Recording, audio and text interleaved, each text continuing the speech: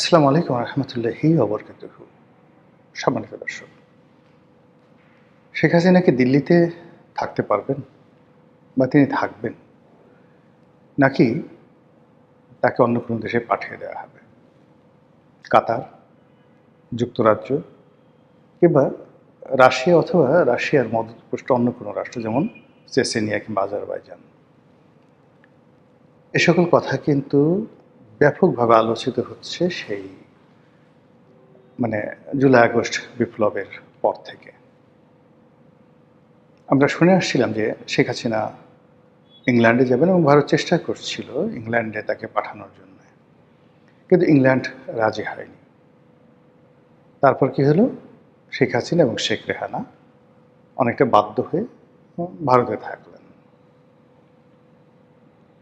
আমাদেরকে জানানো হয়েছিল বা বাংলাদেশে ধরনের প্রচারণা হয়েছিল যে ভারত কোনো অবস্থাতে শেখ হাসিনাকে অ্যাভেল করতে চাচ্ছে না বা রাখতে চাচ্ছে না। তাকে মধ্য এশিয়ার যে কোনো একটি দেশ, সরাসরি রাশিয়া নয়, তবে রাশিয়ার মদতপুষ্ট যে সকল দেশ রয়েছে, যেমন আজারবাইজান আছে, চেচেনিয়া আছে, এ সকল দেশে তাকে পাঠানো হবে। তো এই যখন আলাপ আলোচনা ইউনূসের জামানাতে হচ্ছিল, মূলত এই কারণে যে ডক্টর মোহাম্মদ ইউনূসের প্রভাব এত বেশি, এত বেশি যে ইউনূসের কথায় ভারত চলে। ডক্টর মোহাম্মদ ইউনূসকে এমন একটা অবস্থায় নিয়ে যাওয়া হয়েছিল যে ইউনূস যেভাবে চাইবেন জনাব নরেন্দ্র মোদী সেভাবেই কাজ করবেন। ইউনূস যদি চান শেখ হাসিনাকে বাংলাদেশে ভারত ফেরত পাঠাবে, ইউনূস যদি চান তাহলে দিল্লি থেকে বা ভারত থেকে শেখ হাসিনাকে তাড়িয়ে দেবে। ভারতে যেভাবে গদি মিডিয়া রয়েছে, শেখ হাসিনার জমানাতে যেভাবে হাসিনা মিডিয়া ছিল, আমাদের মিডিয়া সবসময় যে রং পরিবর্তন করে মিডিয়ার একটা বিরাট অংশ ঠিক সেই সময়টিতে ইউনূস মিডিয়া হয়ে গিয়েছিল। তারা আকারে ইঙ্গিতে বিভিন্নভাবে সেই ডক্টর মোহাম্মদ ইউনূসকে বিশ্ব অবতার, বিশ্ব মানব, বিশ্বের মহামানব, আরেকটি নোবেল বিজয়ী, এবং একই সঙ্গে তিনি যেদিকে তাকান, ভালোবাসার দৃষ্টি নিয়ে তাকালে সেখানে তাজমহল তৈরি হয়ে যায়। আর তিনি যদি রাগান্বিত হয়ে কারো দিকে তাকান, ওইদিকে জাহান্নাম তৈরি হয়ে যায়। এইরকম একটা ভাবমূর্তি তৈরি করা হয়েছিল। কিন্তু পরবর্তীতে দেখা গেল যে ডক্টর মোহাম্মদ ইউনূস একের পর এক রিফিউজড হতে থাকলেন। মনে করা হতো যে ফ্রান্সের সাথে তার খুব ভালো সম্পর্ক, তিনি ফ্রান্সে যেতে পারলেন না। এর কারণ হলো ফ্রান্সে একটা প্রোগ্রাম ছিল এবং সেই প্রোগ্রামে তিনি চেষ্টা করেছিলেন ফ্রান্সের প্রেসিডেন্টের সঙ্গে একটি দ্বিপাক্ষিক বৈঠক করার জন্য। প্রেসিডেন্ট রাজি হননি।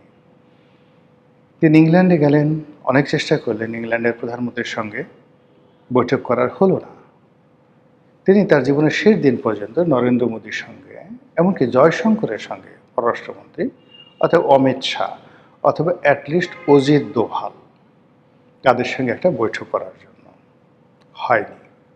প্রাণভর চেষ্টা করেছেন। উল্টো যেটা করলো সেটা হলো ভারত সেখানে বলে দিল যে তারা শেখ হাসিনার সঙ্গে আছে, শেখ হাসিনা তাদের মেহমান, যতদিন ইচ্ছা ততদিন তিনি সে দেশে থাকবেন, এবং ভারতের সব দলের মতের যারা রাজনীতিবিদ রয়েছেন তারা একত্রে জয়েন্ট মিটিং করলেন নজিরবিহীনভাবে পার্লামেন্ট হাউসে।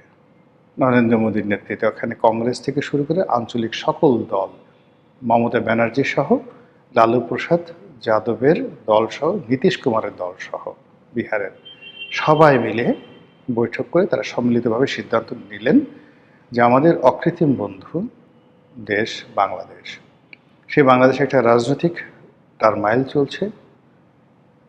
আমাদের পরীক্ষিত বন্ধু আওয়ামী লীগ এবং শেখ হাসিনা আমাদের আশ্রয় আছে, ফলে বাংলাদেশে একটি গণতান্ত্রিক পরিবেশ, ন্যায় বিচার, সুশাসন প্রতিষ্ঠিত না হওয়া পর্যন্ত আমরা এই অন্তর্বর্তীকালীন সরকারের সঙ্গে কোনো সম্পর্ক রক্ষা করব না। আর দ্বিতীয়ত, আমরা শেখ হাসিনাকে আশ্রয় দেব এবং তার সঙ্গে থাকব।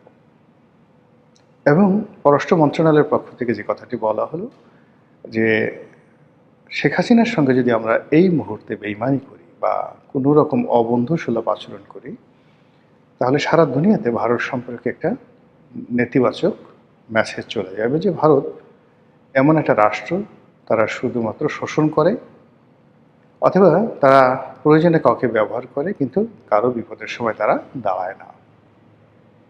কাজেই সেই ভাবমূর্তি তারা তৈরি করতে চাচ্ছে না, তারা শেখ হাসিনার সঙ্গে থাকবে। এরপরে ডক্টর মোহাম্মদ ইউনূস ক্ষান্ত হয়ে যায় এবং ধীরে ধীরে তার চেয়ে সাম্রাজ্য, মানে সারা পৃথিবীর মিডিয়া তার কথা বলবে, IMF, বিশ্বব্যাংক, ওয়ার্ল্ড ব্যাংক তার পিছনে পিছনে ছুটবে টাকার বস্তা নিয়ে, বাংলাদেশের ডলার পাউন্ড রাস্তাঘাটে উঠতে থাকবে, বিশ্বের সমস্ত রাষ্ট্রপতি, মানে এখানে দুজন রাষ্ট্রপতি বা সরকার প্রধান বাংলাদেশে ডক্টর ইউনূসের সঙ্গে এসেছিলেন। একটা হলো পূর্ব তিমুরের যিনি প্রেসিডেন্ট, তিনি বাংলাদেশে এসেছিলেন বিকজ তিনিও ডক্টর মোহাম্মদ ইউনূসের সঙ্গে নোবেল পুরস্কার পেয়েছেন।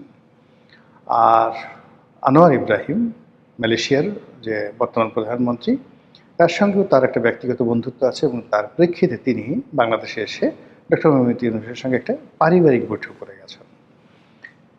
এটাকে নিয়ে সেই ডক্টর মোহাম্মদ ইউনূসের যারা লোকজন তারা বলার চেষ্টা করেছিলেন যে কি দেখো এবং কি জানো তোমরা।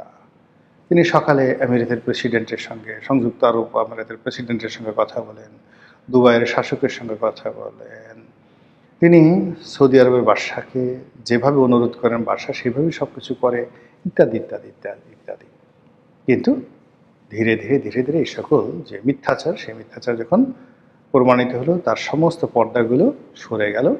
আমার শুধু দেখলাম সেই পর্দা সরে যাওয়ার পর গ্রামীণ ব্যাংক, গ্রামীণ ফোন, ডক্টর ইউনূস তার সুদের ব্যবসা ছাড়া আর অন্য কোনো ক্রেডিট তার কাছে নাই। এইভাবে ইউনূসের জমানা শেষ হলো, এখন তারেক রহমান সাহেবের জমানা শুরু হয়েছে। একই অবস্থা। শেখ হাসিনাকে নিয়ে যেভাবে মিডিয়া মাতামাতি করত, ডক্টর ইউনূসকে নিয়ে যেভাবে মাতামাতি করত, একইভাবে তারেক রহমান সাহেব, তার স্ত্রী জুবাইদা রহমান, তার সন্তান জাইমা রহমান থেকে শুরু করে এমনকি তার যে বডিগার্ড,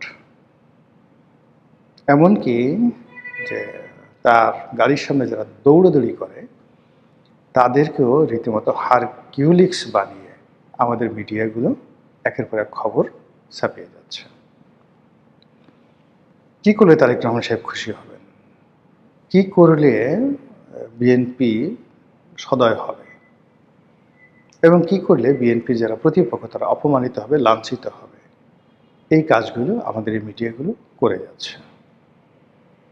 এরই মধ্যে বাংলাদেশের অন্যতম একটি পত্রিকা Manabzamin. I do not like to say যে মানবজমিন এই ক্যাটাগরির।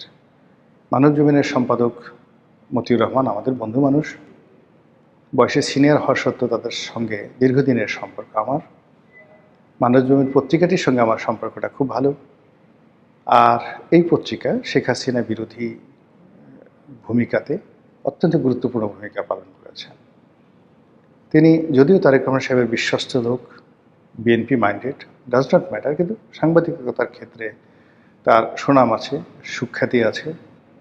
তারপর তিনি যে কৌশলে সংবাদপত্র পরিচালনা করেন মালিক হিসেবে, সম্পাদক হিসেবে যেভাবে তার যে সম্পাদকীয় নীতি অনুসরণ করেন, এটি বাংলাদেশে ব্যতিক্রম, সঙ্গতির কারণে ব্যতিক্রম। তো সেই মানবজমিনের একটি খবর রীতিমতো এখন সামাজিক যোগাযোগে ভাইরাল হয়ে গেছে এবং সে রিপোর্ট করেছে না ফটো কার্ড করেছে আমি বলতে পারবো না, কিন্তু ফটো কার্ডটি আমি দেখেছি আমার ইউটিউবেও, আমার যে ফেসবুক আছে সেখানে আমি আবার সেটা শেয়ার করেছি।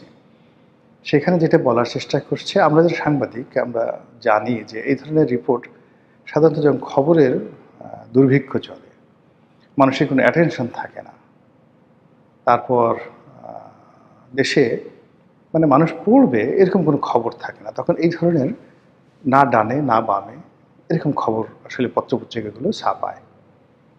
তো